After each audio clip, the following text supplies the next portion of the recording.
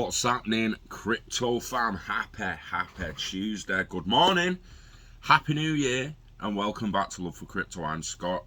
It's a pleasure to have you here. I appreciate you taking the time out to consume the content, so thank you.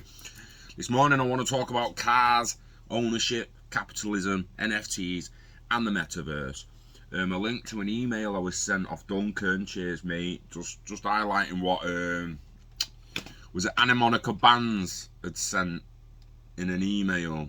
It's everything from property rights, original property rights stemming from the auto industry with the original cars and that. Content is the platform, and basically towards a new kind of decentralized capitalism. I don't know if I'll read the whole thing. If not, the link will be in the description. But yeah, let's take someone else's perspective, Yatsui. We're gonna have a look at Yatsui's perspective on cars, ownership, capitalism, NFTs, and the metaverse, because we know it's not just about ownership. This shit, beginning in games, right? The governance side of it, because there's not many people who will participate, contribute, whether you're staking or not, who's actually voting on the platforms to help govern the platforms. But they like they will in games, and the more people start doing it, they're going to be like, hang on a minute, the community is truly in charge of this network and platform. It's absolutely fucking epic. Most people aren't realising that yet, but what it's going to stem to, it's going to be like, well, why aren't we like this in real society? Why haven't we got a decentralised democracy? What happens in games and metaverse spaces and new proprietary ownership through smart contracts is going to enable people to be like, yo, this decentralized shit is actually worth something. So let's have a ganders at what Yatsui. We'll have a quick read down of this. So, cars, ownership, capitalism, NFTs, and the metaverse. This is going to be like whoever you want to believe. It's either Benz or Ford T was the first. I don't really give a shit. This is going to say Benz was the first. A lot of Americans are going to think Ford T was the first. I don't really care. But it started a revolution. In 1886, Carl Benz unveiled the Benz patent Motorwagen, widely considered the first commercial automobile, thus ushering in the age of horseless carriage. Horseless carriage, you say? Madness. Complete and utter madness. Horseless carriage? Horseless carriage? How can you have a horseless carriage? Horses pull the carriage. What? Engines? Benz probably did not realise that his invention marked the launch of a platform that would eventually make possible the existence of Uber, Lyft, Grab, gas stations, spare parts providers, repair shops, customization products, car mechanics, and countless other automobile related businesses that, taken in aggregate, are worth vastly more than the car manufacturing industry itself. Very interesting point there. The industries that stemmed from the car manufacturing industry are worth vastly more than the car manufacturing industry itself. This before about Ether and the projects built on Ether we have the potential to be worth vastly more than Ether, and you've seen it with the NFTs going for millions while Ether's still 4k, 5k, well, hovering around there somewhere. Not looked at the price in a few weeks, I don't know, it's hovering around 4k. There's NFTs on Ethereum for 100 millions. There's evolving in a similar way. So the framework that allowed for the development of this vast platform was not a technical innovation, but a legal one. Property rights. Interesting. So from property rights to the automobile economy, the Benz patent Motorwagen represents a technological basis for the commercial automobile industry. But it was the guarantee of ownership that allowed other businesses to provide services directly to car owners. with no intermediary required. This allowed the pursuit of capitalist opportunities and spurred innovations as providers of goods and services competed for the business of car owners, building their offerings on top of something, the car, that was already available. Services can significantly boost the value of utility of a car. Consider, for example, restoring a classic car, applying an anti-scratch coat of paint, upgrading to expensive seats, or installing top-of-the-line shock absorbers and springs. These and many other services can provide useful and or social benefits, and their value increases in tandem with the number of car owners. It's the network effect. In this manner, the ability to own an asset serves as the foundation for a platform that's far greater than the sum of its parts. Cars are a platform, and the entire ecosystem of automobile and connected industries and services is supported by car owners, private individuals, on a decentralized basis. So altogether, the content is the platform. The content is the I'm going to say it again. The content is the platform. Back in 2018, we explained that content is the platform. These are all hyperlinked, by the way, where they're underlined if you want to go and read the previous stories that they're referring to, but they explain that the content is the platform. Excuse me. And the NFTs provide a viable framework that enables digital content to finally become a true asset. No longer just items licensed to you for use inside walled gardens in purely consumable models, but actual ownable assets with attached property rights. These assets are owned by a community of private individuals on a decentralized basis, providing the foundation for a massive, world-changing ecosystem, very much like the early commercial cars did. Fascinating. This ownership applies effect to any property that we can own. For example, the ownership of real estate makes it possible to have real estate agents and brokers, mortgage providers, interior decorators, furniture designers, and many others. In the metaverse, this is easily seen in games like the Sandbox, where creators provide various goods for use by other creators. We've explained this before, but it bears repeating for extra emphasis. NFTs represent a paradigm shift for the online world because it's now possible to truly own your digital assets in a decentralized and scalable manner. The tree that took 4 years to bear metaverse fruit. 2022 will be the year when, propelled by NFT gaming, hundreds of millions of users will enter the Nishon Open Metaverse. I'm referring not to the proprietary commercial nightmares being promoted by big tech or to existing highly controlled walled garden game worlds, but to an open decentralized network of systems and environments connected by the all-important concepts of ownership, interoperability, and community governance. For me, community governance is being overlooked at the moment, and like I say, loads of people are just not voting. How many people out there are staking to a platform you're not voting on? How many people out there have been given voting rights that you're not using because you simply don't care enough yet? Whereas if that platform made a decision you wasn't happy about, then you might be like, shit, I should have voted. So it's worth having a look at what they're voting about, just in case you feel you're going to care about the outcome, because if you're going to care about the outcome, you should really be voting on it, especially if you do have voting rights within that network. Usually staking and stuff like that gives you governance voting rights. So have a look at the profiles and platforms you're on and see if you've got voting rights. Don't miss out. Use the power you've been given.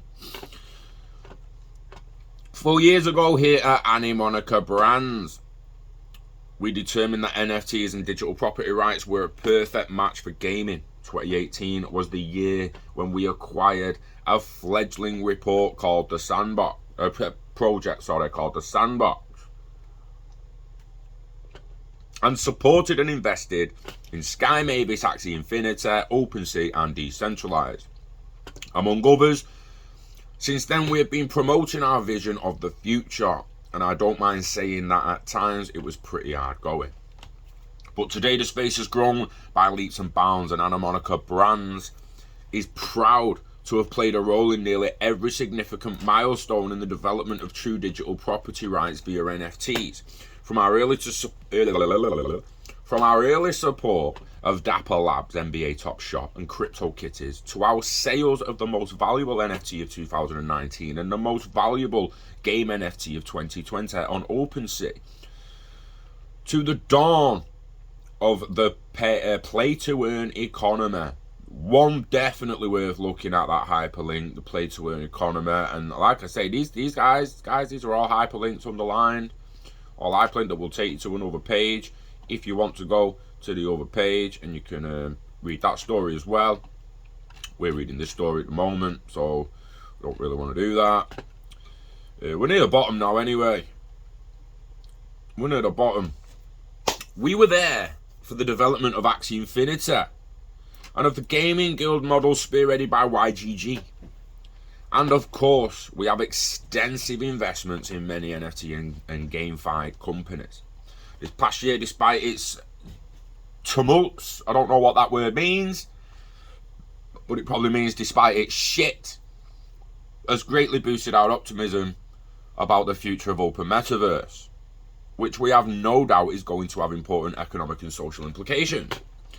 Moving towards a new capitalism. I don't using that word, new capitalism. Everyone knows I fucking hate capitalism. I'm down for socialism, but properly a socialist society. Don't fucking shoot me. I want you to do me a favour before you reply on this shit. Go and Google communist state, communist society, and realise it's a communist society that I kind of agree with and think we should be working out, and that I kind of do see coming through decentralized products. It is socialism, guys. It is communist society, community run, not state run. Communist state is state run. Your North Koreas, your Chinas, your Venezuela and all that. No, they're not communist societies. They're communist states, socialist states. There's a complete massive difference between a socialist state and a socialist society where the people govern. We don't live in a democracy. We live in the illusion of democracy. We live in we vote for authoritarian people to just do what we do. Anyway, our capacity as both an operator and investor of blockchain products allows us to glimpse an opportunity that goes far beyond just another capitalist endeavor, principally concerned with maximizing profits. No, we believe that we have a chance to develop the framework for a more sustainable, more ethical, and more equitable capitalism, where 3.0 makes it possible for all participants to create and own a portion of the digital world that form the open metaverse. This means not only benefiting from your creations and property, but also sharing in the network effect of the greater whole, which allows the value of your assets to appreciate when the entire ecosystem grows.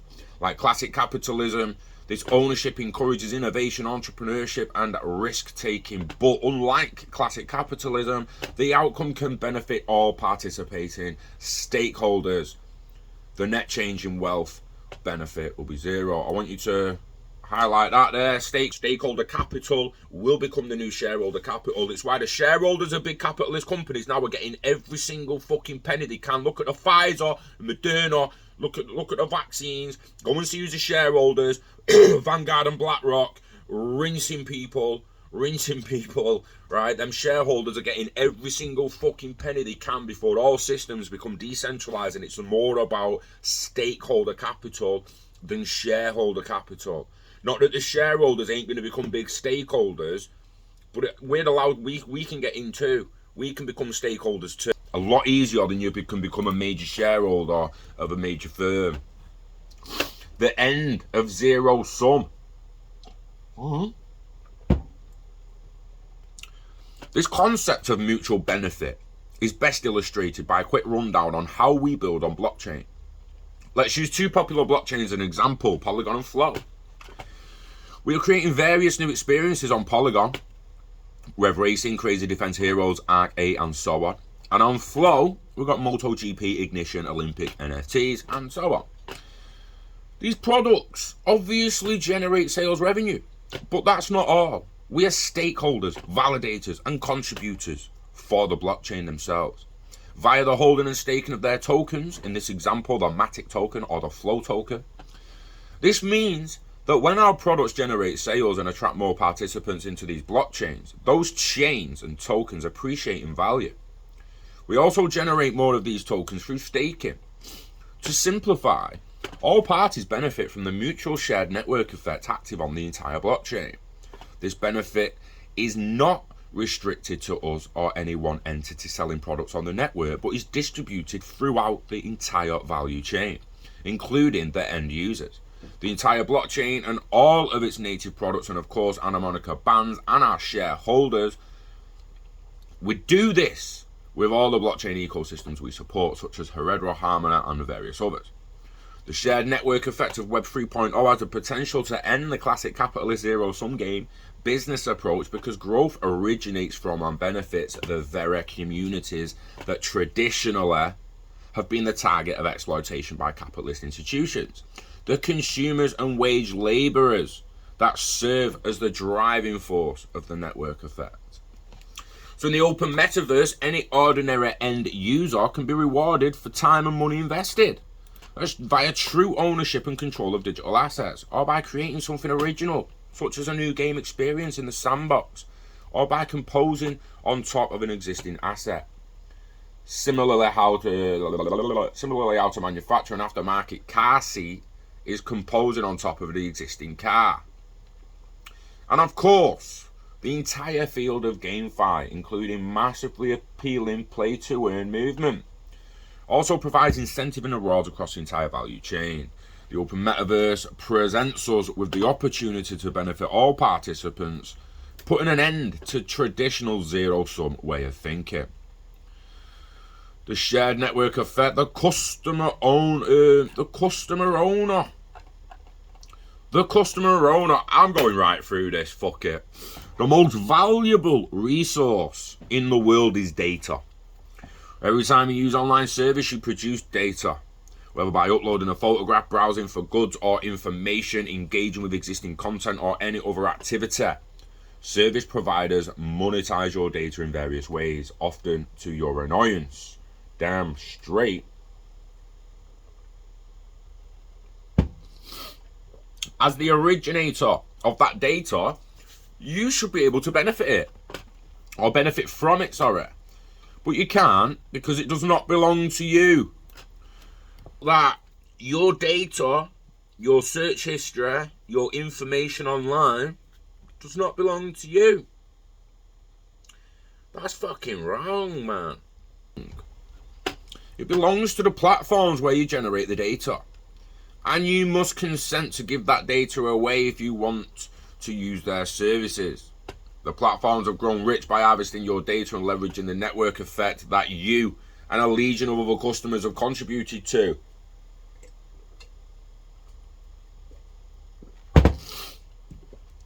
Like the petroleum that ultimately drives energy of your car, data is not valuable on its own. It has to be extracted and processed before it can be useful. But data should still be subject to property rights. If you suddenly discovered that your real estate property was rich in oil, you might be a little upset if an oil company set up an oil drilling operation on your land without compensating you. And yet that happens with your data every day. But what if we could own and benefit from our data? Well, welcome to the open metaverse, because that's precisely what we're trying to achieve. Digital property rights and participation in the resulting network effect are not only an important precedent for true data equity, but they also offer a solution to one of the world's greatest problems, inequity, and laid a foundation for an unprecedented wave of creation and innovation. Consider how Carl Benz invention revolutionized the entire planet, except that this change is going to be moving at a pace of digital, which is exponentially faster and bigger. In simplified terms, every customer also becomes an owner. Fascinating way of putting it. One of the most excuse me, one of the most powerful effects that Web 1.0 achieved was the fair distribution of knowledge. For example, internet connectivity allowed farmers in distant locations to fairly access the value of their commodities, helping them to obtain fair compensation for goods. Blockchain enables something very similar to be done with our data, except that we don't need to extract natural resources from the physical world. We create data simply by having an online presence. This most valuable of resources is created automatically by our activity, meaning that we have the capacity to create our own equity. And we should be able to own it. An equitable new year.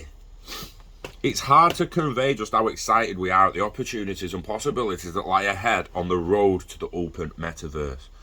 We do not for one moment believe that this is a task one single company can achieve.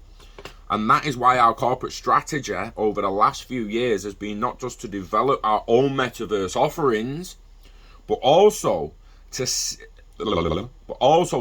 funding in the broader community. We have invested in over 150 companies that we handpicked on the basis of their ability to contribute to the open metaverse and the shared network effect.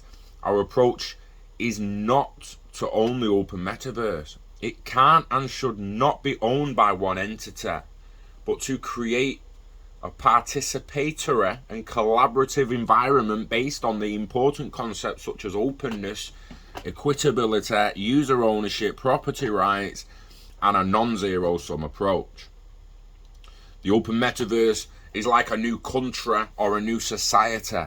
It's interesting to note that countries and societies that do not provide strong property rights tend to be economically worse off. Just like in the physical world, online societies that lack stable and lasting property rights will have significantly lower economic potential than societies that guarantee these important rights to all of their constituents. We believe this is where the metaverse is heading.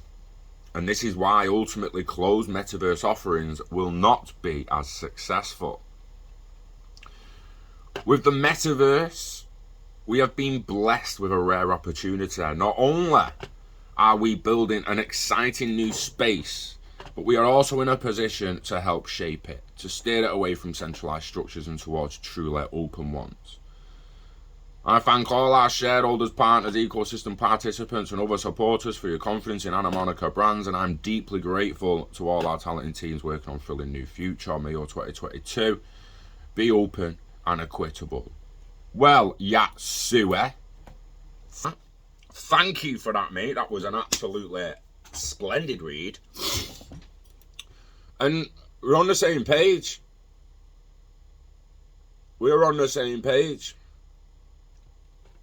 It's never going to be just one company. It's never going to be just one metaverse. I know I tell people to watch Ready Player One and we're heading for that, and that's just got the Oasis and it's only one world with multiple worlds inside it. But no, if we take Web 3.0 and all the metaverse spaces as being the Oasis and then the interoperable between doorways, then yeah, you basically get what you've got in Ready Player One.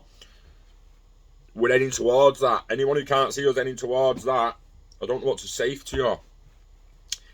If you want to build your own space off their spaces, like obviously if you want to go to Decentralized or Sandbox or anyone like that now and go and build on them, fair play, go and build away. If you just want to make your own standalone game that calls to a blockchain for assets, and I know a lot are doing that with Unreal Engine at the moment, they're building the space in the game with an Unreal Engine, and then Unreal Engine and the logic and the code within the game is going to call to the blockchain for the assets.